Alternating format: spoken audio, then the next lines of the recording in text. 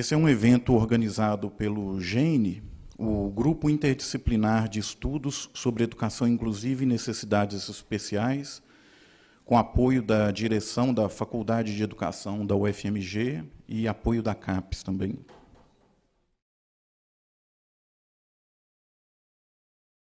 A apresentação hoje, né, da mesa redonda, Inclusão Escolar nos diferentes níveis e modalidades de ensino. O coordenador da mesa é o professor, mestre Danilo Ribeiro Sá Fortes. Professor. O professor Danilo possui mestrado em Educação pela Faculdade de Educação aqui da UFMG, especialização em Ensino de Ciências, com ênfase em Física, pelo CECIMIG, que é um órgão aqui da FAI também, licenciatura em Física, também pela UFMG. Atualmente, ele atua no Grupo GENE, que está organizando o evento aqui hoje. Convidamos também a professora doutora Ângela Imaculada Loureiro de Freitas Dalben. Professora Ângela. A professora Ângela Dalben possui graduação em música, com especialização em piano, pela Universidade Federal de Minas Gerais. É graduada em pedagogia, aqui pela FAI e UFMG. Mestrado em educação pela UFMG também. Doutorado em educação também aqui pela UFMG. Atualmente é professora da Universidade Federal de Minas Gerais, coordenadora da Rede Veredas. A Rede Veredas, que é uma rede de formação superior de professores que já estão em exercício nos anos iniciais do ensino fundamental. É membro da comissão do INEP, que cuida do Provão de Pedagogia, do ENAD Pedagogia.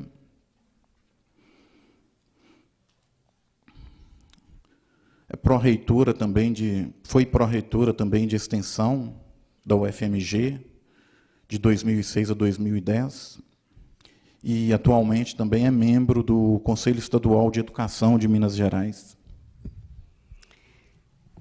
Queria inicialmente agradecer o convite da professora Regina. Ela estava ali, agora deve estar aí. Ah, está boa, Regina. Nós nos encontramos. Isso, a gente imagina, né, coordenando um evento desse, as dificuldades. Mas muito obrigada pelo convite, a oportunidade de estar aqui e de estudar sobre essa questão. Agradecer ao professor Danilo e essa mesa aqui, não é uma possibilidade de a gente ter um panorama, né, é sempre interessante perceber que cada um de nós vai ter um ponto de vista ou vai se apoiar em alguma coisa. Uma outra coisa interessante é ver que nós temos 3 colegas do setor de didática aqui, né? Eu, Annalise e Isabel. Então, isso é muito bom. Um evento como esse também, eu queria dar os parabéns aos organizadores, é muito importante. Então, lendo, né, tendo a chance de ler mais sobre essa questão, porque a educação especial não é o meu foco de pesquisa, né, mas foi uma oportunidade muito importante para mim, em especial, de poder mergulhar um pouco nas leituras para me preparar para essa fala. E é importante também pelas possibilidades de mobilização do evento.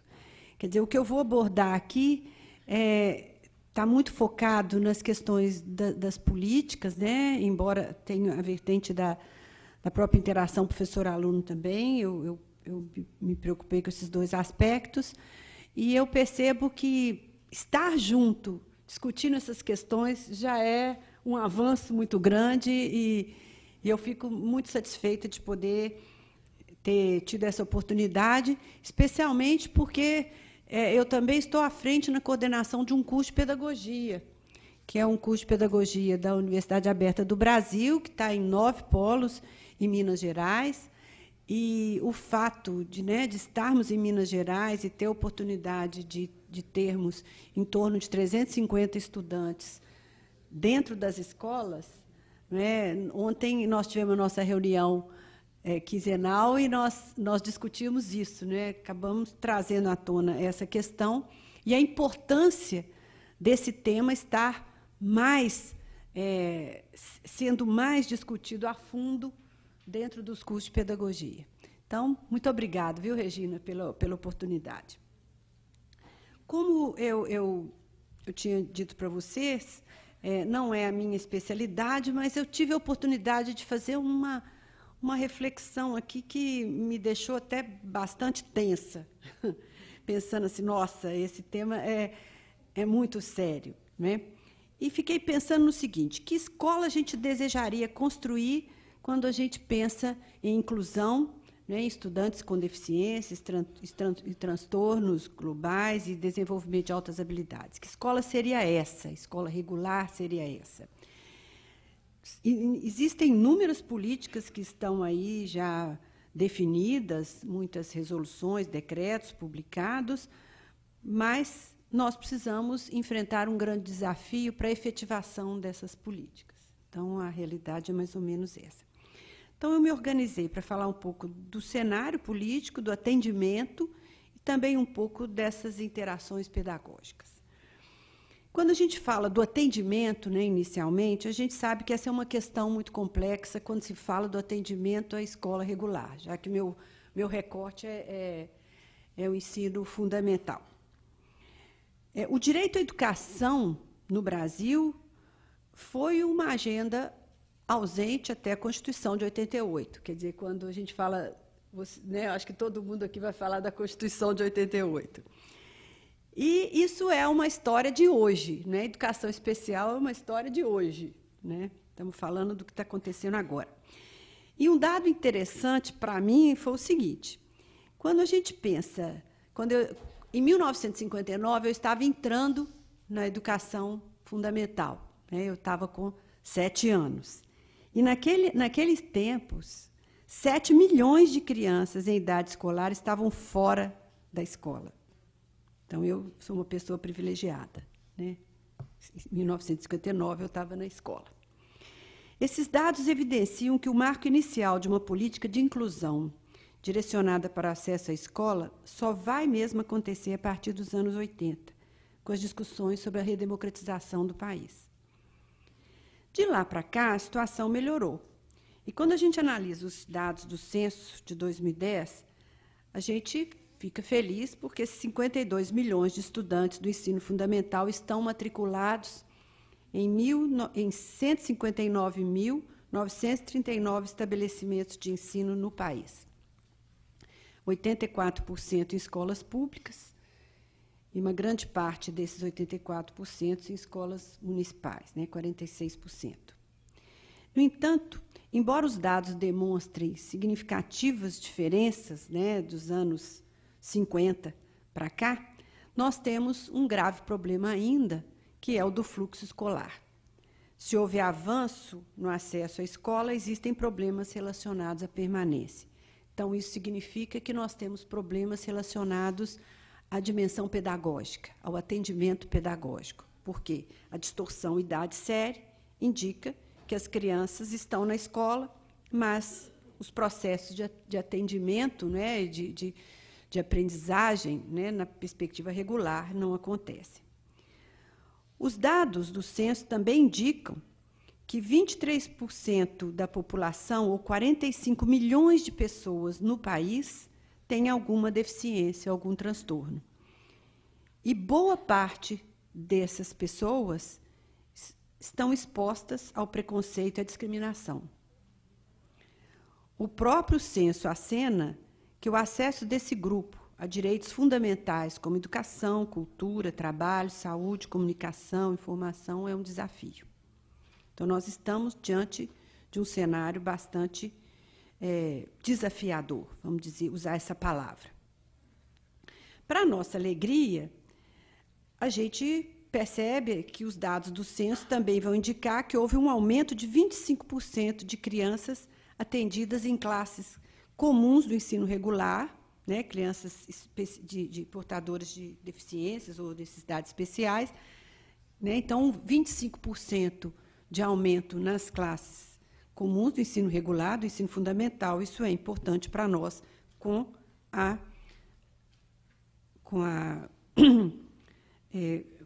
a partir, né, da Constituição e da LDB.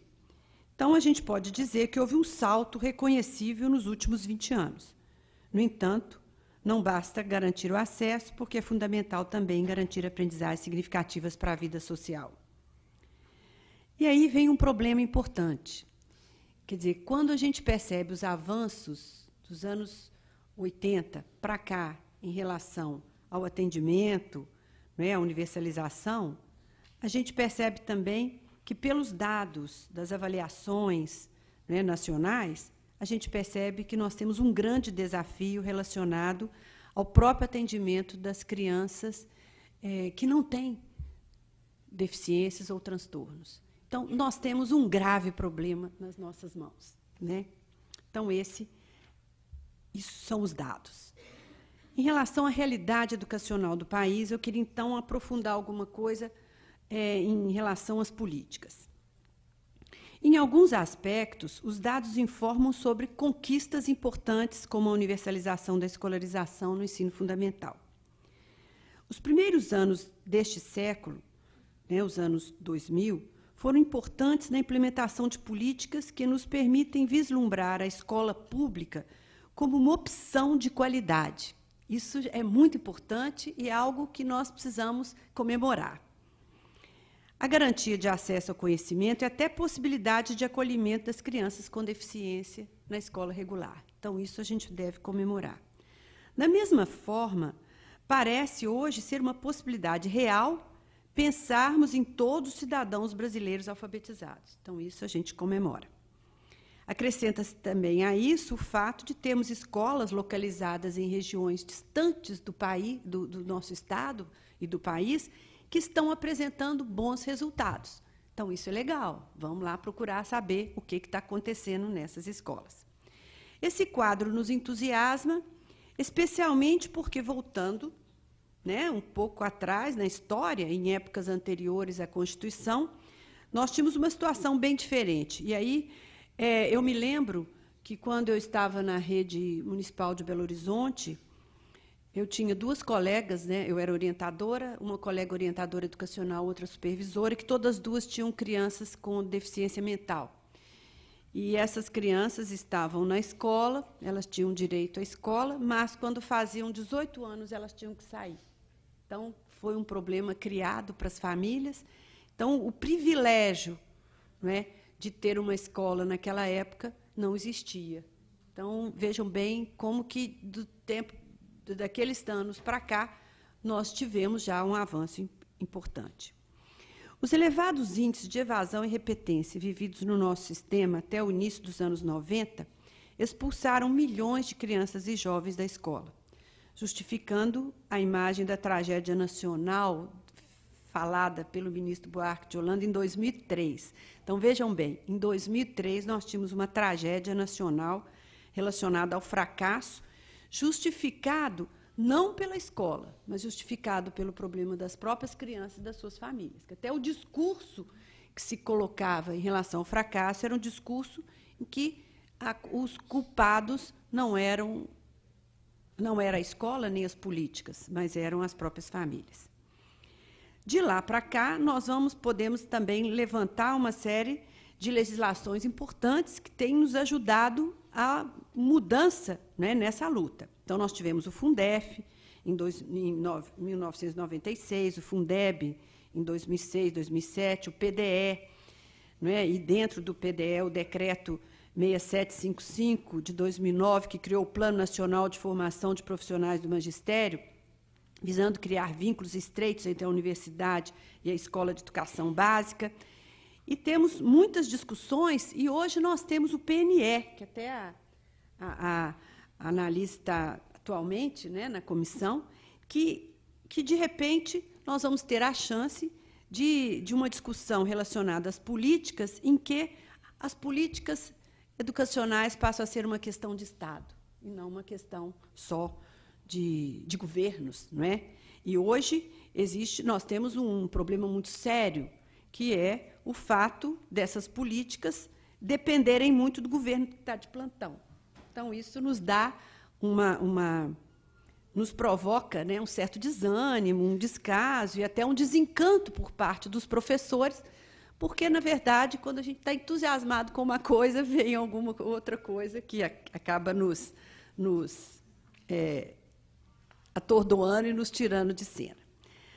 Então, como os dados informam, a conquista do acesso à escola não se resolve com o problema da permanência e da qualidade da aprendizagem. Esse problema tem sido discutido desde os anos 80, relacionado à organização da escola e seus currículos. Então, vejam bem, nós vamos ter também, no entremeio dessas políticas, algumas questões sérias relacionadas ao próprio encaminhamento pedagógico. E aí eu trago um outro problema, ou trago um problema para que a gente possa pensar. Quer dizer, o primeiro que eu trouxe é descompasso entre as políticas. Os dados são importantes, são dados que nos deixam animados, mas a continuidade dessas políticas é fundamental. E isso nós temos que estar atentos. Mas nós temos uma questão que hoje está presente e que ela se delineia desde os anos 90, que é um problema importante que nós devemos pensar nele, que é o seguinte: a partir dos anos 90, nós tivemos uma série de tentativas de concretização de experiências na perspectiva da permanência das crianças na escola. Então, se os anos 80 foram, inicialmente, os anos que trouxeram à tona a dimensão do fracasso e das dificuldades de permanência das crianças na escola, e daí as legislações todas que nós discutimos anteriormente, nos anos 90, em sequência, eles foram marcados por tentativas de concretização de propostas inovadoras que tentavam provocar o desenvolvimento de propostas pedagógicas que davam conta do fracasso escolar. E aí, nós vamos ter exemplos importantes em Belo Horizonte, com a Escola Plural, a Escola Candanga, em Brasília, e a Escola Cidadã, em Porto Alegre. Essas propostas, elas se opunham ao modelo de escola até então vigente, nos anos 80, que traziam as marcas da reprovação, do fracasso como algo natural. Essas escolas, a gente pode até dizer que tinham propostas pedagógicas que poderiam ser denominadas de escolas do direito e do acolhimento social. Na perspectiva de radicalizar, esses programas, eles traziam a organização da escola e a sua relação com os processos de avaliação como uma questão que deveria ser assumida como a mudança radical. A escola regular até então estou falando dos anos 90, ela incorporava a avaliação escolar como um dos seus principais eixos norteadores. Neles, a reprovação era a marca definidora da autoridade e do poder da escola. E nessas propostas, essa avaliação foi assumida como uma função formativa e não classificatória, criando-se novas bases para a relação pedagógica em sala de aula. A ideia do acolhimento do aluno e, consequentemente, o seu acolhimento social se apresentava na oposição aos mecanismos que excluíam, isto é, a prova que reprovava, a punição pela exclusão e a perda da escola, construindo-se assim um conceito do direito à escolarização. Então, isso era a base que marcava esses modelos de escola, essas propostas de escola que estavam nos anos 90. Para a garantia das aprendizagens, foram concebidos nessas propostas os ciclos de formação ou ciclos de aprendizagem, como uma maneira adequada de construção de percursos escolares inclusivos e ininterruptos, definidos como tempos e espaços devidos às necessidades dos estudantes, sem a pressão do ano letivo como limite para o aprender. Nestes contextos, o que importava eram os grupos definidos por idades, seus interesses, suas possibilidades e as suas possibilidades de aprendizagem e a forma de organização dessas aprendizagens pela escola. Os professores, nesses contextos, tinham mais autonomia, mais liberdade para pensar nos estudantes que recebiam. Então, vejam bem, foram propostas criadas num determinado momento em que os dados diziam da grande evasão, da repetência e da não inclusão na escola. No entanto, simultaneamente, no mesmo contexto da década de 90, outras propostas se efetivaram paralelamente a essas propostas de acolhimento social e inclusão, ancorando-se na lógica de uma sociedade neoliberal e no princípio do dom e do mérito. Estabeleceu-se no cenário uma luta entre concepções pedagógicas. É interessante aqui abrir um parêntese. A LDB de 96, sancionada em 1996, levou 8 anos para que finalmente fosse aprovada.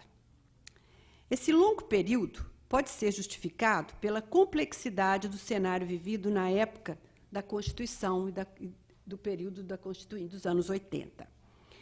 O nosso colega, o professor Jamil Cury, ele comenta e escreve num dos seus livros sobre a necessidade de se fazer uma leitura da LDB, tomando-se por base a polifonia presente na lei. Polifonia nem sempre muito afinada, uma polifonia díssona, palavras dele.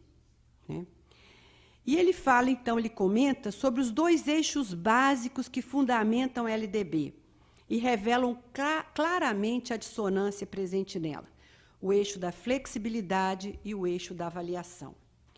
Se, por um lado, a flexibilidade aparece trazendo o tom da descentralização e da desregulamentação, da diminuição dos controles cartoriais e burocráticos, aventando, inclusive, possibilidade de desoficialização e desescolarização dos sistemas, quer dizer, a lei, ela ampara propostas pedagógicas diversas, ela ampara até perspectivas em que os sujeitos chegam na escola, fazem uma avaliação e são definidos. Então, é uma lei que traz uma flexibilidade que apoia projetos pedagógicos, de todas as ordens.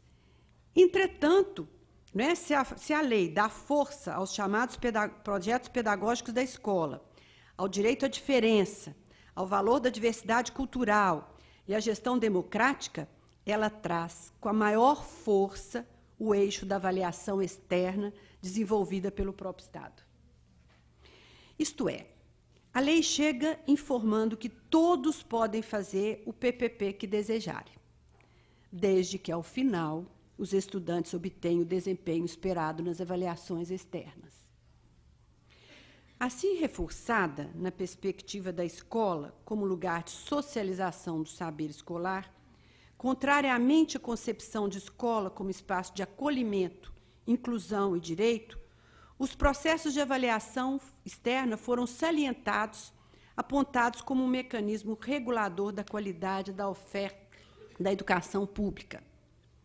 Neste contexto, qualidade significa aprendizagem de conteúdos escolares específicos, isto é, dentro de matrizes específicas, cabendo às escolas garantirem que seus estudantes demonstrem que estão a cada dia aprendendo mais esses conteúdos. A construção de matrizes curriculares é fundamental nesses casos, nesses contextos, porque são elas que norteiam a realização do processo de ensino. Necessariamente vão controlar a relação pedagógica professor, aluno, conteúdo escolar. Essa é a base da qualidade da escola.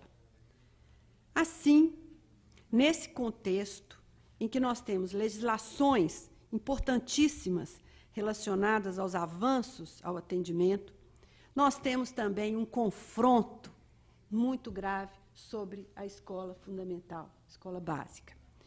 Nós passamos a conviver com sistemas nacionais de avaliação de desempenho de escolas e estudantes sob os princípios da regulação do Estado.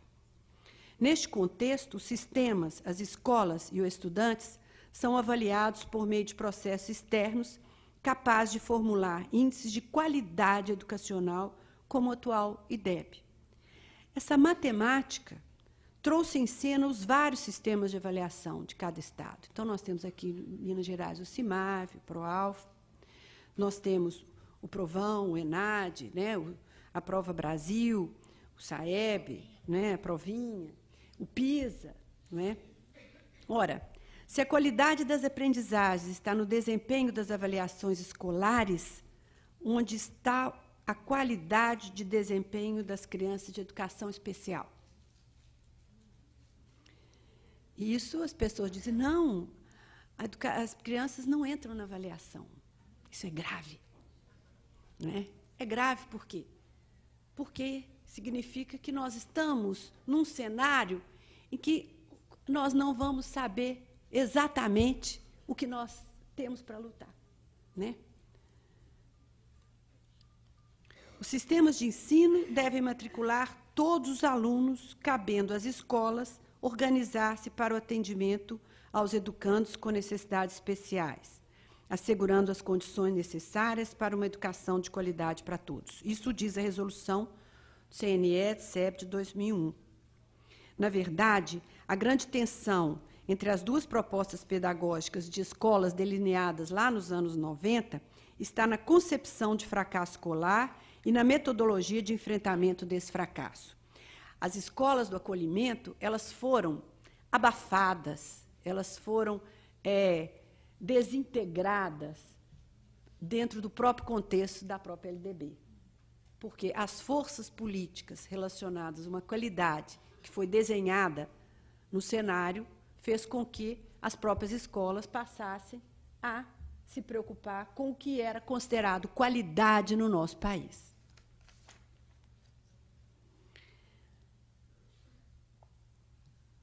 Deixa eu ver aqui se eu falei. As propostas que assumem os processos de reprovação como aliados da própria concepção de escola convivem com a lógica da repetência como necessária, alimentando a distorção e idade séria que provoca certamente os processos de abandono dos estudos ou evasão da escola, porque criam hierarquias, classificações. Não se discute nesse entorno o atendimento aos estudantes da educação especial, que são, na verdade, considerados uma exceção à regra. Tê-los em sala de aula é um problema a ser contornado. Isso é diferente de acolhê-los numa proposta que busca a qualidade da educação como uma política. Vocês desculpem, mas eu fiquei lendo, e fiquei assim muito assustada. Então, a minha ênfase está nesse sentido. Quer dizer, nós, na verdade, convivemos com os problemas, convivemos com as políticas e vestimos as questões. São tantas que, na verdade, às vezes nós vamos caminhando, não é? Como se as coisas fossem naturais. E, por isso, é importante momentos como esse, porque a gente precisa desnaturalizar esses problemas. Não é? Então, a gente traz à tona o seguinte, como é que ficam os gestores hoje das escolas, né, os diretores e os próprios gestores dos sistemas? Eles ficam sob pressão. Eles vão discriminar quem tem dificuldade ou qualquer deficiência, por medo que apresentem problemas à visibilidade das escolas. Nesses contextos, a escola nega as diferenças e busca a homogeneização.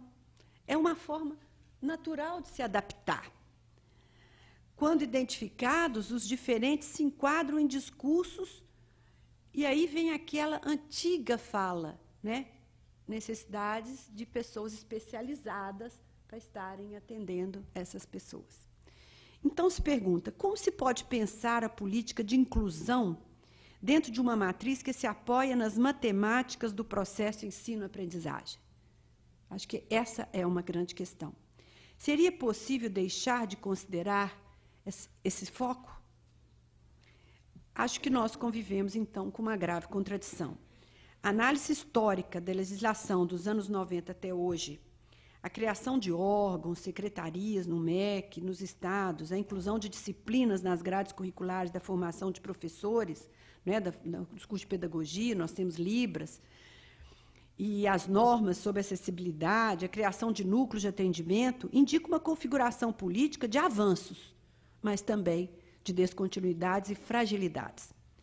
Pensando positivamente a Política Nacional de Educação Especial na perspectiva da educação inclusiva, de 2008 para cá, ela avança nos debates, mas traz subjacente, e mais uma questão, ela avança porque ela traz subjacente a ela a ideia de uma educação inclusiva fundamentada em direitos humanos. Isso é muito importante.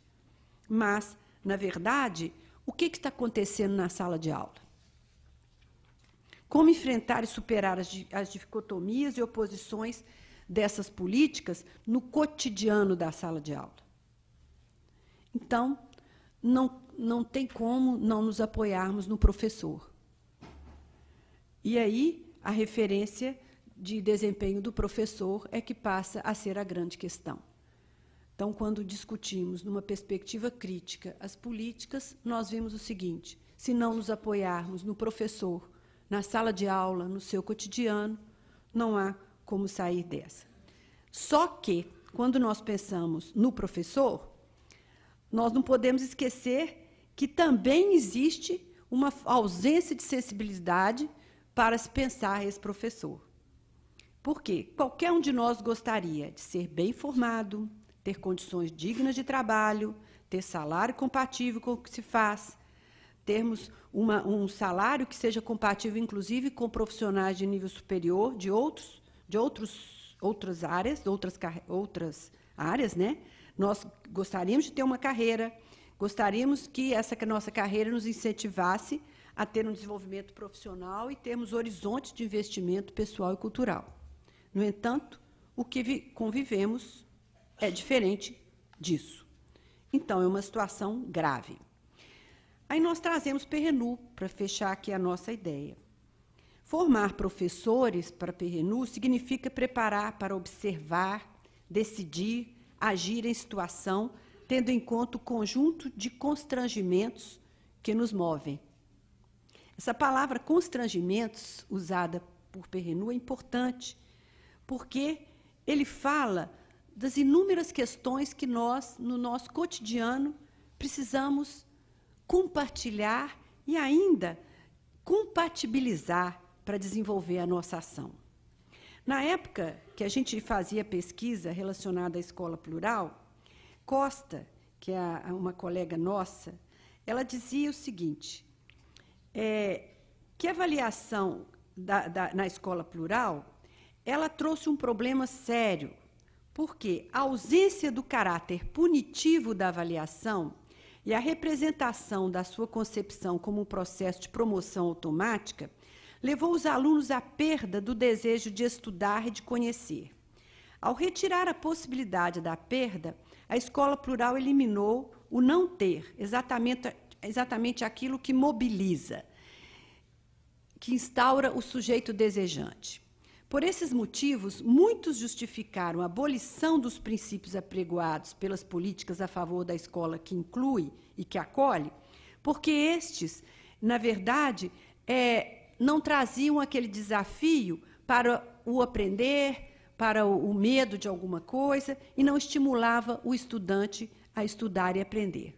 Por isso foi eliminado. Quer dizer, se você não avalia, você não estuda, se você não estuda, você não tem conteúdo, então essa foi a lógica. Por outro lado, quando assistimos à matemática das avaliações externas, nós notamos que a cultura da avaliação foi criada e passou a orientar o processo pedagógico em sala de aula. A questão foi se tornando grave, que hoje a gente observa que determinados diretores e mesmo professores aguardam os resultados publicados em jornais para saber se sua escola ensina bem ou não. Quer dizer, nós, educadores, estamos diante de uma situação complicada para tomarmos nossas decisões. E observamos que muitos de nós perdeu a autonomia para agir. Então, se nós quisermos uma tentativa de síntese para esse quadro, nós precisamos, em primeiro lugar, adquirir autonomia do nosso agir. Nós precisamos saber exatamente que decisões devemos tomar no nosso cotidiano, mesmo que decisões sejam decisões que possam criar tensões ou conflitos. O grande desafio posto na interação pedagógica, hoje, consiste na definição clara dos sentidos da própria escolarização, dos processos de avaliação presentes na interação professor-aluno-conhecimento. Ora, aprender é um direito de todos. A escola é uma instituição que tem como função fundamental acolher todas as crianças e jovens. Todos têm o direito de ter o acesso ao conhecimento elaborado e à cultura do povo. Para que a superação dessas dicotomias seja possível, assumir o que seja avaliar passa a ser algo fundamental para um professor. Deve significar para o professor um processo de investigação contínua da dinâmica da sua relação pedagógica e dos conhecimentos que são produzidos nessas interações. O processo de ensino, ele precisa estar circunscrito num contexto de aprendizagens, em que o professor se transforme no maior aprendiz do processo didático. Isto é, ele precisa desejar as aprendizagens dos seus estudantes. Ele precisa constantemente criar e experimentar novas formas de apresentar e ensinar os conteúdos escolares. Ele precisa dialogar com quem está ali. Ele precisa sair dos modelos formais. Ele precisa conversar permanentemente com o estudante, entender as dificuldades que ele tem, criar possibilidades, formas de compreender o mundo. E como dizia Isabel, se nós temos ajudantes dentro de uma sala de aula que nos auxiliam com crianças ou jovens com dificuldades, né, especiais ou com deficiências, nós precisamos dialogar com elas. Isso não está acontecendo, porque as pessoas estão segregando, né, estão fragmentando os seus papéis. E é muito simples o que nós precisamos fazer hoje, conversar. Desse modo, conversando, o professor pode reconhecer suas próprias limitações e buscar alternativas e parcerias. A escola precisa se organizar pensando em trabalhos em equipe. Existe uma equipe de escolas, existe uma equipe na escola. O coletivo dos profissionais, em colaboração, devem e podem coletar informações sobre o estudante e cuidadosamente identificar necessidades, possibilidades e processar o ensino adequado às necessidades de aprendizagem de todos. Nós não precisamos ficar esperando especialistas. Vejam bem, a própria situação hoje relacionada às avaliações que são impostas à escola nesse quadro, falam dos especialistas em estatística, especialistas em elaboração de matrizes. Nós nos despimos da nossa própria competência para estruturar aquilo que nós levamos adiante, que é o próprio ensino em sala de aula. Sabendo-se, então, que nós temos limitações, nós temos que nos importar com elas e ouvir as pessoas, criar ações que atendam as pessoas nesse processo. Lembro-me aqui da importância dos conselhos de classe, o espaço coletivo de avaliação dentro da escola. Estes espaços permitem a construção de processos pedagógicos colaborativos. Eles poderiam ser transformados em comunidades de aprendizagem. Estamos juntos, discutindo. Vamos aprender o quê? Conosco, entre nós. Os professores e estudantes poderiam juntos, também, conselho de classe, discutir possibilidades e alternativas para melhorar os processos de ensinar e aprender. Nestes contextos, o ato de avaliar é um processo de diálogo com o cotidiano da escola, com o cotidiano da sala de aula, objetivando a reflexão e o posicionamento sobre formas de ensinar mais e melhor. Nessa dinâmica de pertencimento e de acolhimento, os professores teriam liberdade para perguntar sobre quais conteúdos deveriam fazer parte das matrizes curriculares, de modo a ensinar formas de relações mais humanas, mais gentis, mais solidárias, mais cooperativas, mais compromissadas com o bem comum. Teriam autonomia sobre os temas que seriam mais atraentes para motivar crianças e jovens a frequentar a escola. teriam autonomia para decidir quais atividades realizar nas tarefas rotineiras da aprendizagem formal, incluindo a todos. Saberiam o momento certo para priorizar a escola que acolhe afetuosamente e também o momento certo para priorizar os momentos de ensinar na perspectiva da transmissão, assimilação de saberes, conteúdos tradicionais, específicos, porque todo cidadão precisa entender e saber sobre a sociedade do seu tempo. Esse é o lugar do ensino fundamental. É você estar dentro, imerso na sua história, no seu tempo. Então, nós precisamos assimilar a cultura desse tempo. Assim, o espaço da sala de aula e da escola tornam-se ambientes vivos, onde o trabalho e a formação não se apresentam como atividades distintas. O professor permanentemente se forma nessa busca.